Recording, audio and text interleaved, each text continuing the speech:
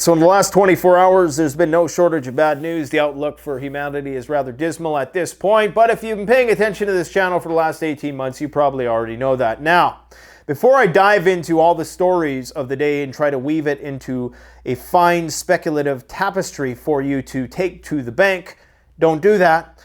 I want to talk about the question I get asked often, and it's, Nate, how close are we to nuclear Armageddon?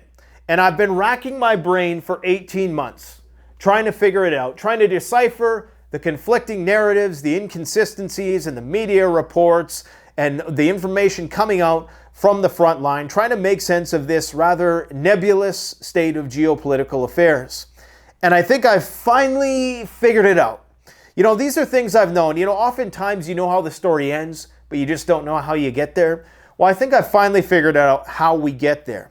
An article was released today by David Axe of The Telegraph. The article is entitled, "Ukraine is winning a crucial part of the land war, so it's nuclear button time for Putin again." In the last 24 hours, Dmitry Medvedev released his usual Monday threat of nuclear Armageddon. This is something we are accustomed to now. There was a time last year where this kind of shocked a lot of people, that the former president would threaten nuclear annihilation for everybody. But now that it's become a weekly thing, people have basically become desensitized and numb to it all. But this is important because this guy connected a few dots for me. Now, I don't know how true everything he says in this article is. But for people who think that Russia has this in the bag and it's game over, you got to think again, because there's a lot more to the story that I don't think we are being told. Now, the thing that has always been inexplicable for me is this right here. Let's quickly watch this animation that's been circulating on Twitter, because I think it explains a lot. And a lot of people are saying, all Ukraine does is complain, complain, complain. Well, if you are of the belief that they are fighting and they are the spearhead for the West, for NATO, for democracy, and blah, blah, blah, then yeah, sacrificing hundreds of thousands of your soldiers and forcing the evacuation of up to 13 million of your citizens, I think that's a big sacrifice that is worthy of our attention. You can't really put a dollar figure on that. Of course, we will. $65 billion in counting, and that's just basically what is accounted for. Now, let's watch this brief animation here. We're going to put this all together, guys. Guys, we got tons of news. The map is loaded to the nines today, okay? We got new wars breaking out. I mean, the shit's just hitting the fan. Okay, but let's go here. Okay, all right, here we go. Now, I'm not going to play the audio. I'm just going to kind of read it for you.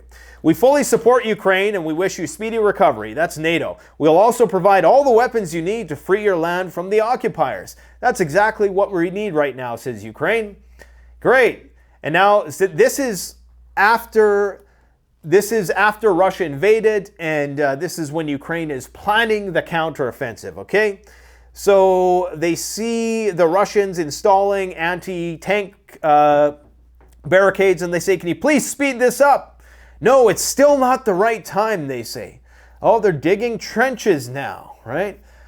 So Ukraine's getting a little nervous now. The enemy has started digging trenches, and every day the last line of defense is getting stronger. Please, you have to hurry. No, it's still not the right time. Just hold on. Remember, this is 33 of the so-called most powerful countries in the world, led by the United States, who has over 8,000 Abrams tanks in its arsenal. It's taken a year to get 31, and we are told, well, it's just a logistics thing, you know, we just can't do it because this and that, and people actually believe that. We're going to talk about what's actually going on in just a minute. So they start laying hundreds of thousands of landmines. The enemy is already mining our territory. The longer we delay, the more losses we'll suffer during our offensive. Please hurry up. Why are you so impatient? Ukraine, just wait a little longer. I think the enemy's already fully prepared to defend. Great. Now take this. They give him a shovel, and Ukraine is like, thanks. So he has his shovel, and he's got to go digging up landmines. A lot of them. Could you maybe speed things up a bit? He says, your offensive is a little too slow. Well, how about planes? We could definitely do with some air support because, of course, this is the only way we can win. Ah, yes, of course. And Ukrainians, you guys are great. And I think, thank you. So, they're still waiting on the planes, right? It takes forever to get F-16s, as if the U.S. didn't know that in combined arms warfare, especially against the Russians, you're going to need air support. So the question is, what the hell are they doing? Why is the West intentionally depriving Ukraine of the military equipment it needs? And you could make the case that, okay, the Ukrainians aren't trained on it yet. They make the argument, oh, we can only send so many HIMARS because there's only so many guys trained on it and blah, blah, blah. And while there is probably some truth to that, I'm not sold on the idea that the West is doing everything it can militarily to defeat the Russians. So we know that the West knows that if they push the Russians too far, that the Russians are going to push the nuclear button. So it's almost as if, and this is going to be a very dark thought for a lot of Ukrainians, but it starts to really look like all the West is doing is using the Slavic people to kill the Slavic people, and then Poland will be the new front, inevitably. That this is just a stalling tactic, and they're hoping they don't start a nuclear war. This is why they didn't send all this stuff a year ago. This is why they haven't been training Ukrainians on this stuff for the longest time. This is why they're time releasing everything, okay? They start running out of the Storm Shadows. Now they're going to send the Taurus longer range missile systems. Basically, it's to keep the Russians, I guess, in a certain state where they're not worried about an existential threat, so they don't utilize nuclear weapons in Ukraine, because the Americans, as much bluster as they're making, and NATO as much bluster as it's making about its response to these nuclear weapons usage with conventional weapons. We've heard David Petraeus, the former general, say that if Russia uses nuclear weapons in Ukraine, that they will destroy the Russian military using conventional weapons. Do you think Russia is just going to sit by there? No, obviously that it's going to lead to a quick escalation up the nuclear ladder. So they're trying to, they understand that the Great Western Contraction, I've heard it called the Great Simplification, the shrinking of the Western sphere of influence, they realize that's inevitable. The decoupling, you can call it whatever you want. They realize it's inevitable, and they're just trying to kick the can down the road without starting a nuclear war. The problem is, it appears as though right now they're making progress, okay? Now, what this guy says in his article, and not everybody is going to agree with this, and I'm sure, we could do our own independent fact-checking to see whether or not this is true, but at the same time, you really don't know what's going on the front lines. You have some of the pro-Russia crowd saying, yeah, it's 10-1 for Russian kills. The other side is saying, no, it's actually 1-1. So here's what he says. And this is just a snippet of this article. But there's a reason the Ukrainians are moving slowly, he says, in their counteroffensive.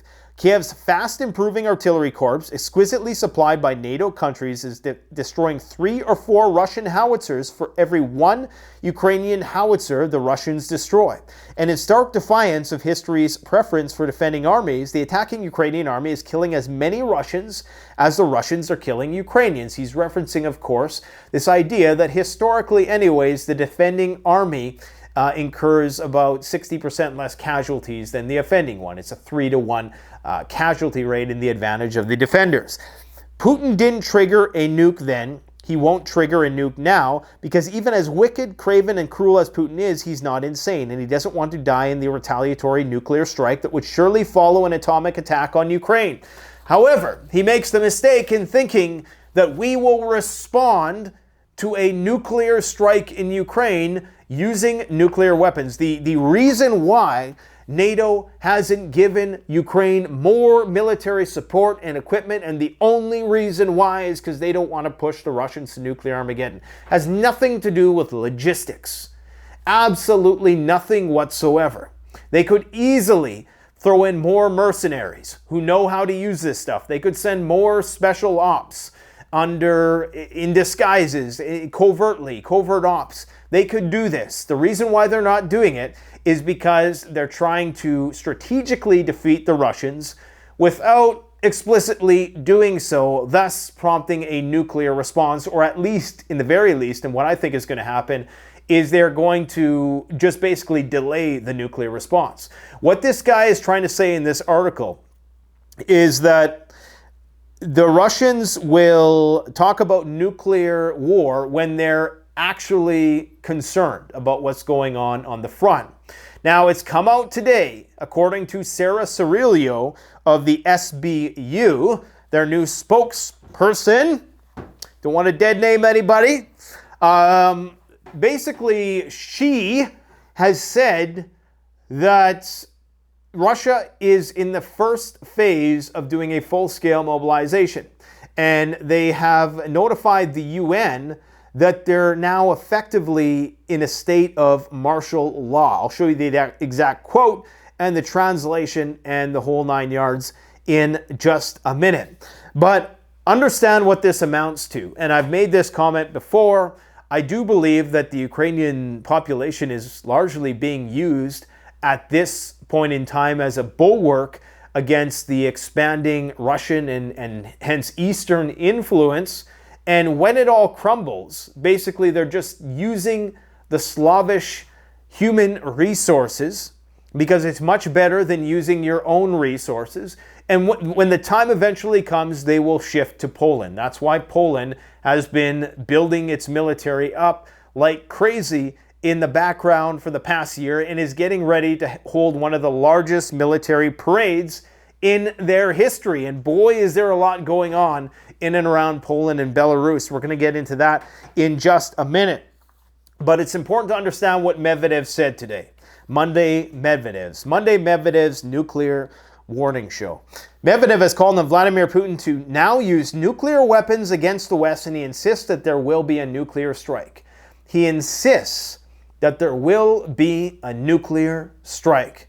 Okay, as ostentatious as he may be, and as desensitized as we may become, I do believe that where there's smoke, there's fire. There's a reason why he's saying this. You wouldn't really need to say this if you were truly winning, like a lot of the Russia crowd is saying. You know, you have Colonel Douglas Macgregor is one of the most outspoken people. He's been saying it's over for the last 18 months. Scott Ritter has said, yep, it's going to be over by the end of summer. Well, Scott Ritter also said that Gonzalo Lira was an SBU agent and that he was going to be in Europe, and that he was, the whole objective of Gonzalo Lira was to get people close to him so he could relay that information or act as a vector or a conduit for intelligence gathering for the SBU. But 24 hours later, he was busted by that same SBU, and that is confirmed by the SBU spokesperson. So just because these guys speak with a lot of confidence and authority, it doesn't mean what they're saying has panned out throughout this conflict or true. In fact, I could count, it's like countless examples of when they're wrong. Now, I've invited both of them to come on the channel, but it's basically crickets at this point. So I would hope that they would, so that they can explain how is it that they are so confident in these numbers that they are throwing out. Because if you're giving people bad information like that, and you're doing it as brazenly and as confidently as you are, then you're potentially giving people a false picture, a distorted picture of what's coming, okay? Because if Russia isn't winning this conflict, then the nuclear risk is much higher than we're being told, and that's something we need to understand. Medvedev said, imagine if the offensive, which is backed by NATO, was a success. Let me just confirm that my microphone is on here. I hate when oh yeah, we're good. Jeez, sorry guys. One-man show today, no communist cameraman. Every day's a day off for those guys, it seems. Okay, imagine if the offensive, which is backed by NATO, was a success and they tore off part of our land that they now consider as the annexed territories. Then we would be forced to use nuclear weapon according to the rules of a decree from the president of Russia. There would simply be no other option. So our enemies should pray for our warriors' success. They are making sure that a global nuclear fire is not ignited. So if David Axe's hypothesis, and I say hypothesis because we really don't know what's going on in the front line. We don't know where he's getting his information from. If he's taking it from the Ukrainian statistics gatherers, then it's highly dubious at best. But if it's some sort of objective third party from where he's getting his information, then that's concerning, because that would mean that the attritional rate of the Russians is in fact greater than the Ukrainians, meaning that this slow grind counter-offensive is actually going to culminate into something substantial. According to the Estonian Ministry of Defense, they are claiming that Ukraine will make a breakthrough, a substantial breakthrough in the defensive line by winter. So, we still got some time left to prepare, but all I'm saying here is keep an open mind with this stuff, because there's a lot of disinformants. And you have to ask yourself sometimes, who gets airplay in this whole campaign? There's a lot of, and I'm not saying that the intelligence agencies are this smart per se, or that it goes that far up into the realm of social media, if their grip on the control of social media is that pervasive per se, but there is an information war going on. Okay, and this is something to keep in mind, is that it's never going to be as easy as you turn on Rumble or you turn on YouTube and somebody is telling you the answer. And there's also a risk of being too contrarian and thinking that everybody who's feeding you an alternate viewpoint is somehow some sort of disinfo agent or something like that. That's not what I'm saying. I'm just saying keep an open mind, unless, what is that old saying? Believe half of what you see and nothing of what you hear. Well, the same goes true with everything I'm about to share with you today. Be very, very skeptical, okay? But it does appear that we are still on a collision course with nuclear powers, and that this will at some point culminate. There's going to be a time in which either the West backs out of Ukraine altogether, which I can't see them doing entirely. I think they're going to try to exhaust Ukrainian forces in the Machiavellian style. They don't want to empower the Ukrainians too much, because they know they probably will either start pushing the Russians too much, leading the Russians to trigger a nuclear response, or, and this is the other wild card factor, maybe the Ukrainians or certain elements within the Ukrainian government, maybe there's some turncoats in there who are just waiting to flip, waiting for some cue to flip. And maybe that's when Ukraine unifies with Russia and they start attacking in the other direction. I mean, it could happen. You just never really know at this point in time. Look at how quickly things changed in World War II. You had allies become enemies literally overnight. So things can change in a weird way. There could be black swan events of all shapes and sizes. There's just so much stuff. How are we gonna condense this into a under 1 hour discussion? Guys, if you have something better to do, just put me on in the background. Now, here's what Sarah Ashton Cirillo has to say today. The Kremlin, as is required under its own laws, notified the UN of its intent to order martial law in Russia. Now, if you recall, they did this back in September. I believe they did it after the Nord Stream explosion. Okay, and after they annexed the territories, that's when they declared martial law in the territories.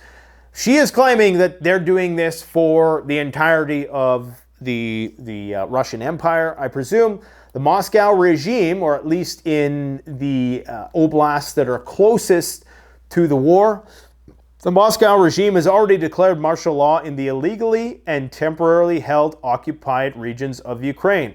So this is, I'm guessing, the Russian declaration to the UN. And translating the image, it says, Order of the President of the Russian Federation, as dated August 8th, 2023, on the appointment of Grushko, AV official representative of the President of the Russian Federation, when considering the Chamber's Federal Meetings, Russian Federation Project, Federal Constitutional Law on making changes, be Article 37 of the Federal Constitutional Law on Emergency Regulation, and Article 22 of the federal constitutional law about the military position. So I don't speak legalese. I don't know what that means. They're saying, the SBU spokesperson is saying that that means that martial law has been declared and that this is a prelude to widespread mobilization. There's a lot of other signals that Russia will have to declare a broader mobilization. They've had 250,000 guys sign up already this year. That's in addition to the 300,000 last year. I believe that a lot of the ones who signed up this year were volunteers, okay, but now they're doing everything digitally. They're doing it under the radar. They're trying to assuage any concerns from their population, especially the Muscovites who are still partying in dance clubs and, watching their buildings being bombed, that everything's okay, just installing these anti-aircraft guns on top of the nightclub that you're dancing in. It doesn't look like it's okay because they're going to have to cycle those out. If you have 1 million guys in active duty, then eventually they're going to need a break, or else you're going to burn them out. So you have to cycle in a series of new guys. So if you want 1 million strong, active, standing military fighting on the front lines, then you probably are going to need 2 million troops, which means that's going to necessitate a broader full-scale mobilization, which has been, for the most part, in place in Ukraine ever since the war began. They've resorted to stuffing guys in vans against their will, and it's become quite controversial the way that they are processing people. We have Russia digging out thousands of Soviet-era military vehicles from storage facilities. So the Russians have endless amounts of tanks. I shouldn't say endless, because clearly everything is finite. But they're dusting off the old stock. They've been doing this for a long time. They're burning through the old stock. They're making over 1,000 new T-90 tanks per year. And I think they've increased that production capacity a lot. Now, recall that it was last May when the West first started saying that Russia was running out of missiles. Now, they've shown no sign that they are running out of missiles. It appears as though they are continuing to try to have some sort of diplomatic solution to this problem, which makes me think that maybe the Russians have a significant amount of sleeper cells within Ukraine still ready to become activated, maybe when the time is right, to do some kind of coup in Ukraine. That's the only thing that's the only rationale I can see for why they haven't targeted Kiev yet. Now, there was an assassination attempt on Zelensky that the Ukrainians say was foiled. We don't know much about that because, again, this is coming from the Ukrainians. A woman was arrested. Apparently, she was sharing coordinates of Zelensky's whereabouts. They were going to share that with the Russians, who were going to attempt to take him out, which is a pretty significant escalation. Now, Russian generals in recent days have been quoted as saying we may have to target not only decision-making centers, but decision makers, meaning that they're finally starting to realize that reconciling this situation peacefully is futile and that they're going to have to take out the commander-in-chief, who at least right now is the United States of America. I mean, Zelensky, right?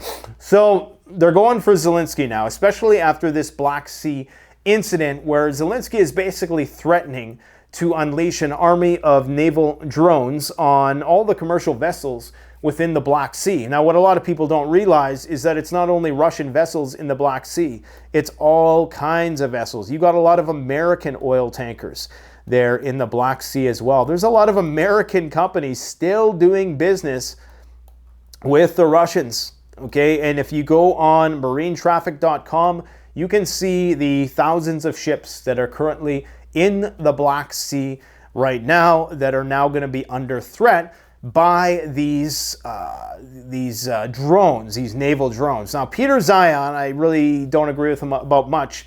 He came out with a video, I think it was yesterday, where he was talking about, he was a geopolitical commentator, a grifter for the U.S. military-industrial complex, and he's big on oil, okay? So he knows a lot about the oil industry, and but I don't think by any stretch of the means is he a geopolitical expert. In fact, I think he lost me when he said that the Chinese empire was going to collapse by 2030 because their population was in contraction. Well, if that was true, then pretty much every European country would have been collapsed 10 years ago, because the population has been declining ever since that time in most of those countries. Anyways, that's neither here nor there. So he says that he thinks that the only way that Ukraine is able to float these drones hundreds of miles away from the ports near Odessa, where they're being launched, allegedly, is with the help of Turkey.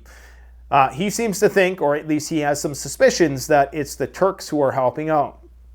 And this may be the case, but there's so much marine traffic in the Black Sea that it very well could be countless vessels from other countries, NATO countries, that could be refueling these drones midway, possibly even launching these drones. I mean, at nighttime, these drones are not that big.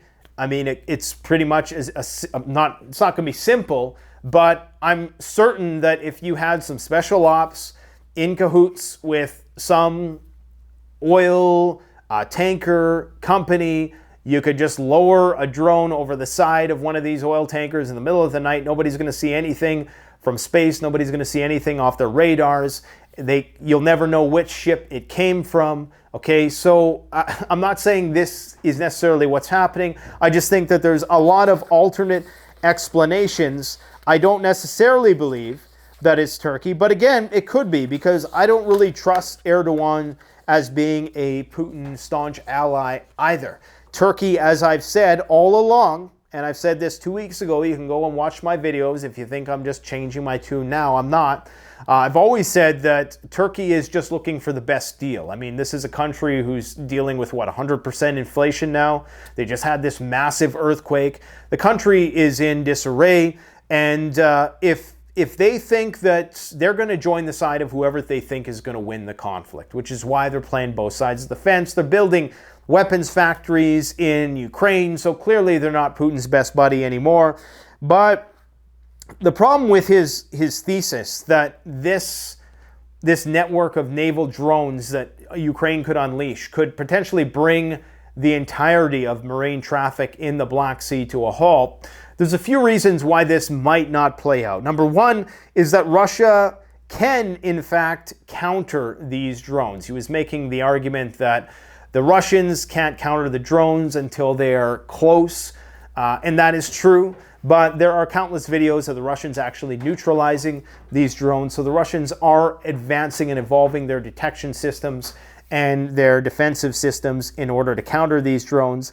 Russia can also make similar drones, so two can play at that game. So if the Russians really wanted to, they can really start lighting up any marine traffic that is entering the Ukrainian ports.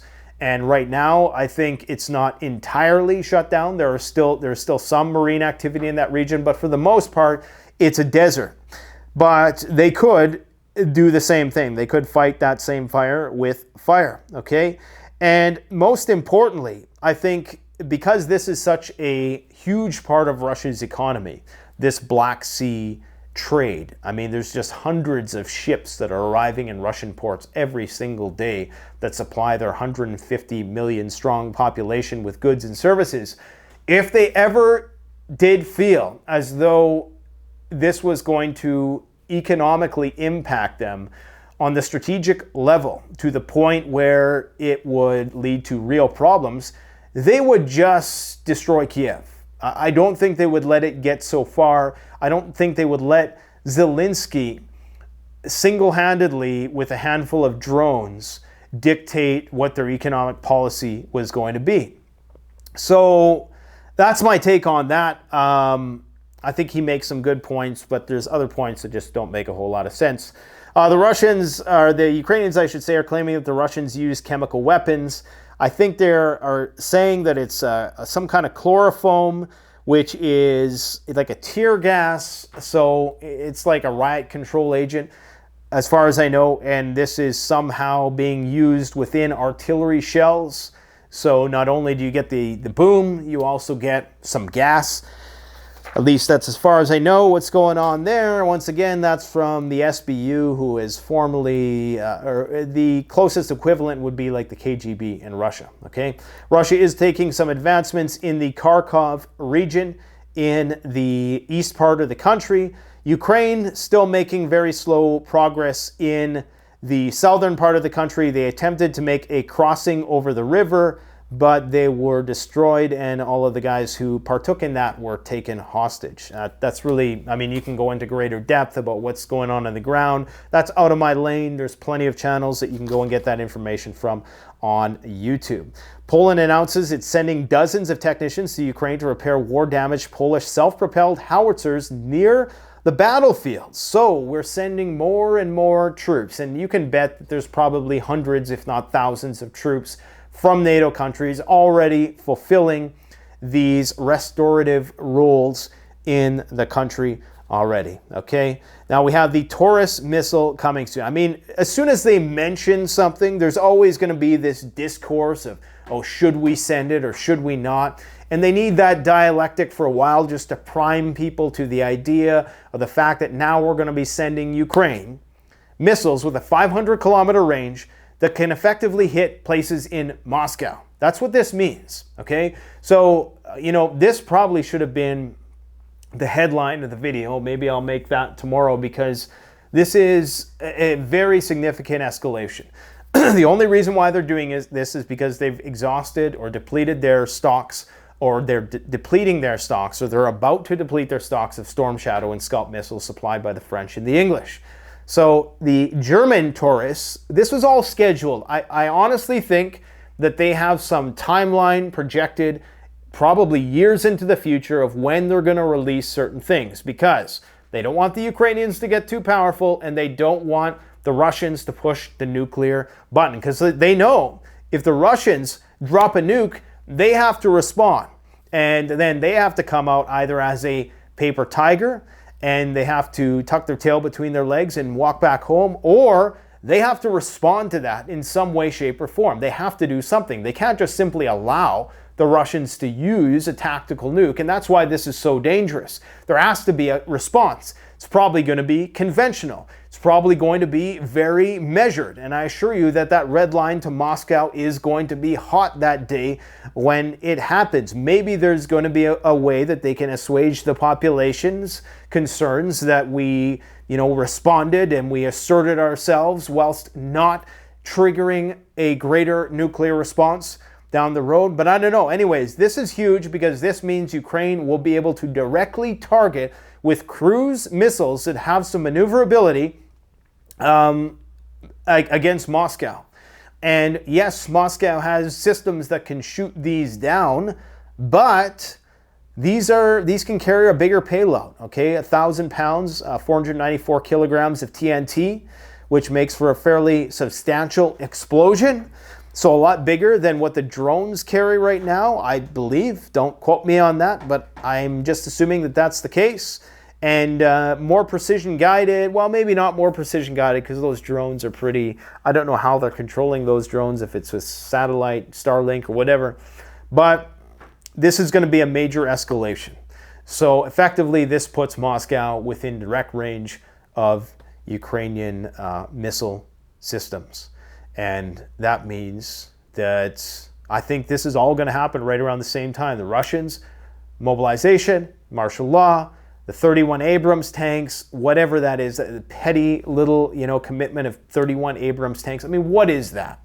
Really, what is that? Clearly, they're trying to burn through the Ukrainian manpower. They're trying to basically, you know, maybe they believe that Ukraine is more of a liability. I mean, maybe the powers that be realize that it's irredeemable in terms of trying to align it with the principles of democracy, and they just are going to try to get as much out of Ukraine in terms of human resource expenditure to the last Ukrainian as they can. And then when Ukraine is depleted, that's when they're going to build up Poland as the bulwark of the West. And that this was the plan all along, was they never hoped that Ukraine would win, because they knew if Ukraine wins, I mean, come on. I mean, if I can figure it out, then you can't tell me that the people in charge can figure out that if Ukraine wins and if Ukraine actually is successful in pushing them back to Crimea, just like Dmitry Medvedev just said, it's going to be nuclear Armageddon. So what they're trying to do is attrit the Russians in such a way where when it finally does come to that day where, okay, maybe Ukraine is making some very subtle, slow advance, it's going to be so incremental and incremental enough that there's not going to be a decisive moment where Putin or whoever is in charge of the nukes is going to say, okay, we have to use a nuke now, because there's always going to be that possibility that they can win. You want to keep the Russians, make them think that they could win. Now, there's going to be other people who think that I'm underestimating the Russians' military capabilities. That's nothing that I do on this channel. In fact, we've had plenty of guests on that speak to the strategic arsenal superiority of the Russians. From a nuclear standpoint, the Russians have us beat at every possible turn, with the exception of the stealth bombers and some of the submarine tech. But in terms of their ICBMs, the launchers, the different types of weapons, the yields that they can carry and all this stuff, they have us beat. We would be annihilated. There's no doubt about it. But to think that NATO, who's withholding their best equipment right now, for numerous reasons that I've given on this channel, the primary one is that when you have an alliance is probably only 1/10 it's worth its actual weight. Meaning that if you have an alliance of 33 countries with a combined net worth of 100 trillion, only expect that, a small fraction of that is ever going to go to the collective alliance, because they're all independently going to hoard their best equipment and manpower to themselves, because at the end of the day, they're worried about their own personal security, which is not the same as one unified, homogenous force like the Russian military, albeit outmanned, outgunned, and a smaller population and GDP. They still are more unified in their aims, and something like that is more powerful than an alliance even 10 times the size, who cannot fully interoperate. So anyways, here's what's going on at Belarus, okay? In Belarus, this is what's going on. Some crazy shit's going on there right now. The Suwalki corridor is where the focus of attention is today, because in this exclave called Kaliningrad, there is nuclear weapons. There's a nuclear weapon storage site. There's probably more nukes than we know. There's Iskander nuclear weapon systems. And of course, there's going to be MiG-31s armed with Kinzhal missiles, which could effectively hit anywhere in Europe, and especially their Sarmat ICBM. I mean, these things can hit anywhere in Europe in a couple minutes. So this is a very important exclave. It's very strategic. Russia will never let this exclave go. Okay, it's nuclear Armageddon before Kaliningrad gets embargoed. And that is important. And this is why the Wagner organization is moving into position in the Grodno region. They're doing Belarusian army exercises there right now. And you have Wagner troops there as well. Not a whole lot. I think there's only 4,000 Wagner troops across Belarus right now. But of course, they're there for the purpose of training people. Now, the Poles have responded to this, and they knew this was going to be an issue for the longest time. This 90-mile corridor between Kaliningrad and Belarus. This is essentially the land bridge. Now, right now, goods that transit through there have to go by rail, and I do believe that they are checked at the border by either Lithuania or Poland. So there's restrictions on what can be shipped through here. There was, recall, an attempt to embargo this network of delivery of goods last year, and that almost led to nuclear war. And you've seen how fast the Baltic states pulled back from that. They said, okay, we realize you guys are serious, because Russia was serious. And this was one of those incidents that almost led to a major escalation of the conflict. But it seems as though this neighborhood is heating up again. Because here's the problem. When Ukraine goes down, if and when it goes down, if NATO lets that ship sink, they know that the war is going to move to Poland. Then you have this issue of Kaliningrad. Are you going to continually allow the Russians to access Kaliningrad, not only from the Baltic Sea, but also from the land bridge here? And the Baltic Sea, I should say, I don't know if this was all talk, but I believe it was Finland and is it Estonia who were talking about potentially, let me just move this here, because yeah, the Russians are doing a huge naval exercise there in the Baltics right now. They were saying, well, maybe we're just gonna, we're just gonna cut this off. So you have Estonia here, you have Finland here, from Helsinki to Tallinn. We're just gonna block this off, and yeah, you guys can't go through here. That means, boom, Estonia is getting murked on the first day that they try to do that. And that's when, of course, World War III begins. So, but they're slowly doing it. They're time releasing it so that when they finally do have to pull the trigger, they can minimize their losses. Now, right now, Russia is doing a major naval drill called Ocean Shield 2023, 6,000 troops, 30 NATO vessels, 20 support vessels, 30 aviation vessels, 200 combat exercises, and they're doing this all near Kaliningrad, down here where they have all the nuclear weapons, okay? So they're doing this at a time that they're fighting this massive war in Ukraine. Russia has a massive border to sustain. And this is why they're reaching out to the North Koreans, who have offered 500,000 troops. That's from Kim Jong-un himself.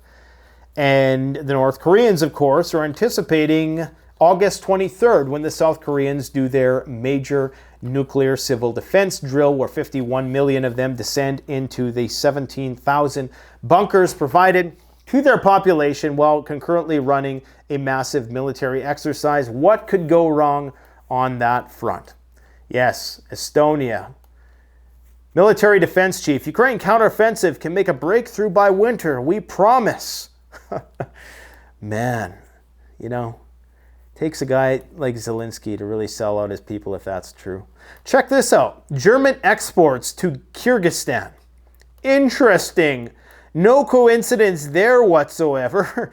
This goes back to 2007. We're exporting, $10 million or $10 billion dollars worth of goods. And then all of a sudden the war starts and we're suddenly exporting 70 and 80 billion. So Russia has clearly been circumventing the sanctions nonetheless, which tells you that, money talks, I guess. All right, now we got to talk about what's going on in Africa. There is a huge black hole here in the skies because, well, this is somewhat misleading. So there's a no-fly zone around Niger right now, but this neck of the Sahara Desert is generally pretty quiet for air traffic. Like if we go to flight radar right now, let's see here, session is timed out, blah, blah, blah. You can see that there ain't much activity going on in this region, but even during, a busy season, this is not a very developed part of the world, so there's not a lot of flights in and out.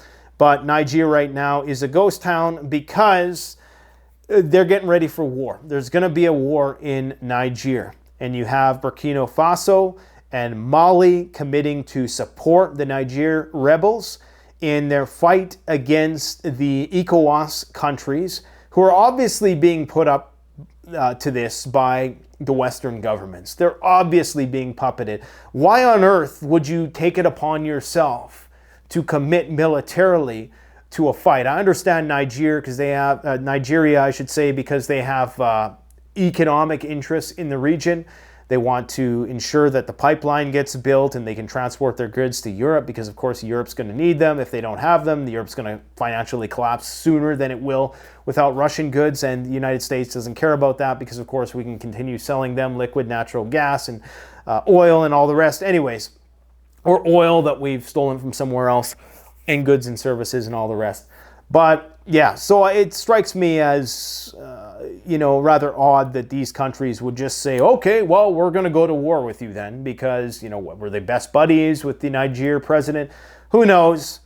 They're obviously concerned about destabilization in Nigeria, but not to the extent where you think they would commit to going to war with not one country, but essentially 3 countries, and this whole region just turns into a powder keg. And that means that all the resources, the uranium and all that stuff becomes far more tricky to get out of there if you have these wars going on. Now, Nigeria is a country of 20 million people. Nigeria is a country of over 200 million people right now. So clearly they will likely be overpowered, but there's still going to be these insurgencies, asymmetrical guerrilla tactics. I'm presuming that if the Wagner is there and if Russia is there helping Nigeria, and this is Russia's plan, I think, is to destabilize the region to drive the demand for commodities up, thus necessitating that the West does business with Russia. Okay, so that's basically what's going on there. Now, to make matters worse, the population in India continues to explode, and this is not, I'm not saying, oh, bad, bad India. I'm just saying it's a problem because their consumption of oil is rapidly increasing. 10%. The Indian consumption of oil rose by 10%. Now, it's still a far cry from what the Americans use on a daily basis. It's important to keep that in mind.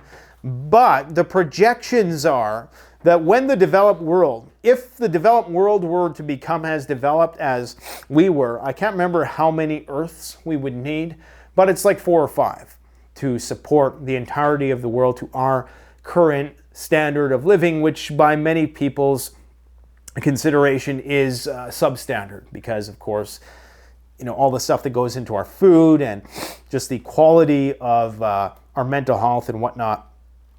But the projections are this is going to continue to go up to the point when around 2040, if we make it that long, we're going to be consuming they're going to be consuming as much as the US is consuming. And who knows how much the US is going to be consuming by that point in time. Once all the realities of electric cars get factored in and you start having rolling blackouts because the power grid is under stress and people aren't able to charge their cars and they're forced to ride their bicycles, it's just not looking good. And India has banned the exportation of rice. They're increasing their imports of oil. They know they need Russian oil. And this is why India is in BRICS, because they know they're going to absolutely need Russian oil. Without a stable Russia, India is going to suffer immensely. This is why China continues to stockpile food to the rafters. Their silos of every staple grain are at record levels right now because they know what's coming. All right. Now, speaking of China, the economy suffers a new blow as exports drop 14% in July. Alarming. This is from Market Watch. Alarming China data upsets global stock markets. Oh no. Those rich stockbrokers don't get more money? Well, of course, many of you, if you have a 401k, this will affect you. And those of you who've worked your entire lives, I'm not talking about you basement-dwelling trolls who love to tell me how expensive prepping is. Yes, it's expensive, but it doesn't have to be. We've done many budget videos, but you know what? I'm going to heed the call. We're going to do more budget prepping videos in the future because it's a good skill to have to be thrifty at times like these. And at the end of the day, it comes down to your adaptability and flexibility. Okay, what are you willing to do with what you got? Now, this is what we got going on here. These are Chinese exports in the billions of dollars. So we're still, let me just get down here off the soapbox. Okay, so you can see at the bottom of 2020, we were at like 75 billion in Chinese exports in 2020. That's when we had that supply chain issue and inflation. Really, you could probably map inflation onto this and it'd be a one-to-one correlation. Now, of course, we're still well above where we were pre-pandemic in terms of China's exports. And really, China's exports didn't increase that much from 2014, 2015 to 2020. They did marginally, but we're still well above that. But there's definitely a bit of decline there, indicating that the demand is slowing. So now you're going to have a bit of a glut. that's been built up here, and that could very well translate into some depreciation or deflation, deflationary pressure.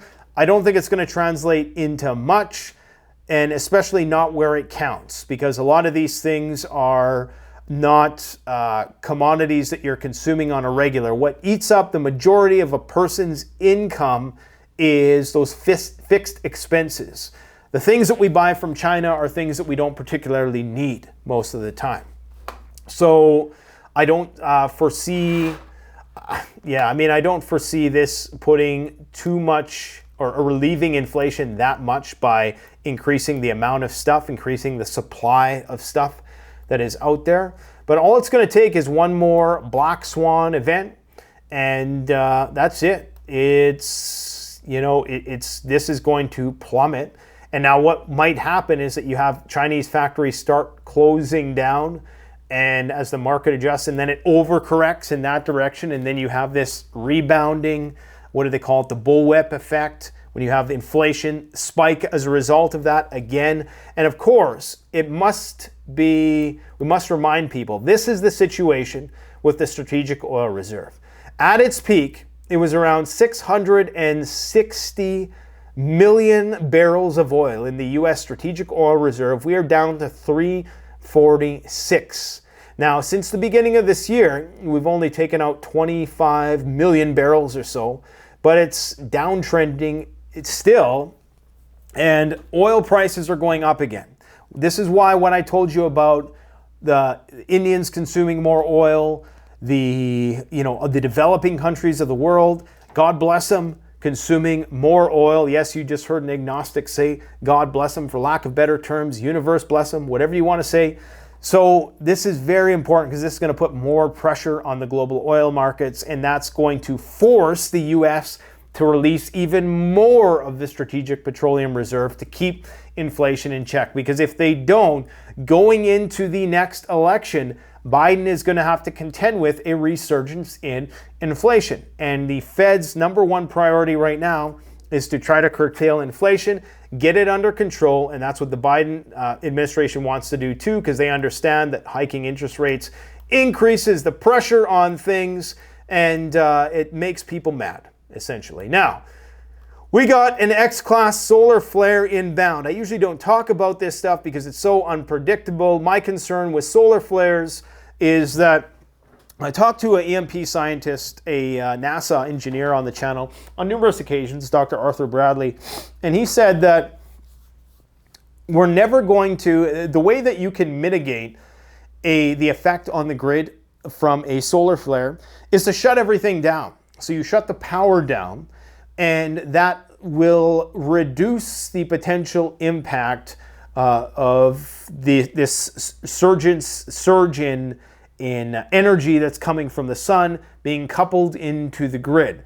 The problem with that is that we'll never do it because we can never fully predict if it's going to happen, and no government in the world is going to shut down the majority of their critical infrastructure in order to defend against something which may or may not happen. So it's likely that if and when the big forward Earth-facing X and above class solar flare that finally wipes us out like the Carrington event did in the 1800s, if and when that is inbound, we're not going to shut things down. And even if we were to shut things down, the energy emitted could be so great that it would exceed the threshold of our transformers and our power grid and blow them out anyways.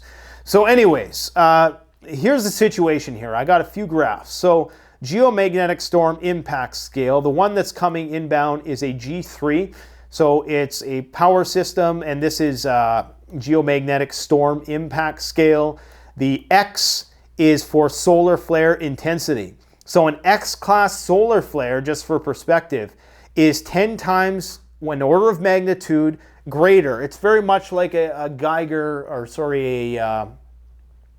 seismology, like Richter scale. That's what it is. So, a 7.1 is it that a 7.2 is 10 times greater than a 7.1 or something to that effect. So an X is 10 times greater than an M, an M is 10 times greater than a C, and so on and so forth. And then you can have X 1, 2, 3 up to infinity, I think. Hopefully we don't get an X class to the infinity, because we would be dead. We would be like in that movie with, what's his face, where they had the extinction level event. Help me out here, guys. And the aliens came to save the one guy at the end. The guy who always freaks out in the movies. He was in, that comic book character with the flaming head. He played that guy. And he always freaks out. There's memes of him freaking out. It's on the tip of my tongue. Anyways, so this is what's going on. Earth likely to be hit by a cannibal. Do they really have to call it a cannibal solar explosion today, triggering strong solar storm? Well, I'm hoping that it's happened already, and that in the very least we're going to see, or at the very most I should say, all we're going to see is some cool aurora borealis. An X 1.6 class solar flare erupting from the sun released 2 powerful CMEs, and they're forward facing, and this can cause powerful power system voltage corrections, satellite and LF radio navigation problems, so it's not going to be the end of the world. Now a G5, on the other hand, could cause blackouts, a complete collapse of power grids, navigation systems may be out for hours or days. An aurora may be seen as low as Florida and southern Texas, and this was the case with the Carrington event, in which at that time you had limited electrical infrastructure, but the telegraph systems that they did have exploded in many places. And of course, it depends on which part of the Earth is facing the sun when the solar flare gets here. Okay, now I show you this also, sunspot number progression. Right now we are entering the high point of this solar cycle. We're going to enter it by, I think, at 2025 is when we're going to peak at this cycle. And but this is still a smaller cycle than we've seen historically. So we're in a downtrend. There's ups and downs, and a lot of people say, well, this is why the temperature is getting warmer. No, it isn't. Solar forcing and solar irradiance only account for 10% maximum of global heating. There's plenty of scientific data to support that, which brings me to my next conversation. That is, it is hot. Parts of Florida ocean temperatures rise to hot tub levels. We're talking about over 100 degrees. July, hottest month ever. Right now, world's oceans hit hottest ever recorded temperature of 21 degrees Celsius after soaking up the warmth from climate change. Climate scientists say that's from a rather right-wing conservative media agency, the Daily Mail. A lot of people think that the Daily Mail is a left-wing media agency. It certainly is not. I've been around a long time on the internet, and I can tell you the Daily Mail has always been more of a right-wing grift. One of 2023's most extreme heat waves is happening in the middle of winter, and that is happening in South America. Now, I'm not sure why they got a overweight version of Xerxes to play this. What are you doing standing out in the heat wearing something like that? That's the exact opposite of what you should be doing. With bronze paint? Anyways, winter heat wave. South American country can hit 37 degrees. Now, winter in South America is obviously not as severe as it is for us. So, little misleading headlines there. And this is part of the problem.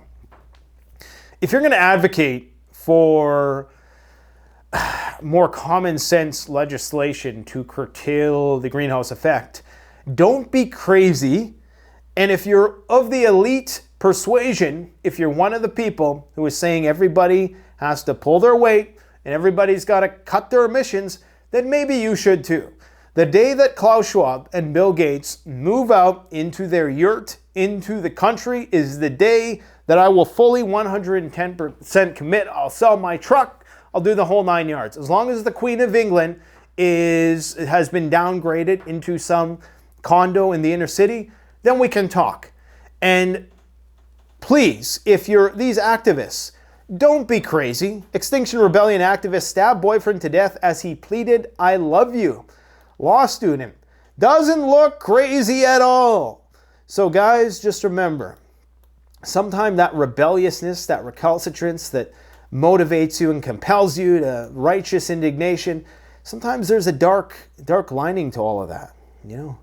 You know, the road to hell was paved with good intentions. My second religious reference for all you religious folks out there.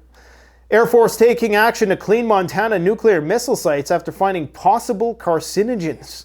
Now, I don't think the carcinogens were related to, I don't think they were related to actual nuclear materials. It was something to do with the water. Anyways, it was a story that had nuclear in the title, so I figured it was somewhat relevant to the end of the world as we know it. I guess it sort of is in some ways.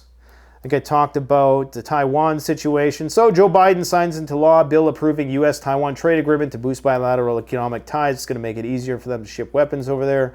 And Yoon, the South Korean president, says that military must be able to eliminate North Korea's threats. So they want to establish a military strategy to wipe North Korea off the face of the earth.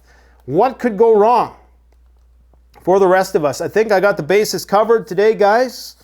That's about all I have to say. I talked about the Wagner organization. I talked about the tent city being erected, the 1,000 mercenaries headed out there, and blah, blah, blah, blah, blah. I think we covered it all.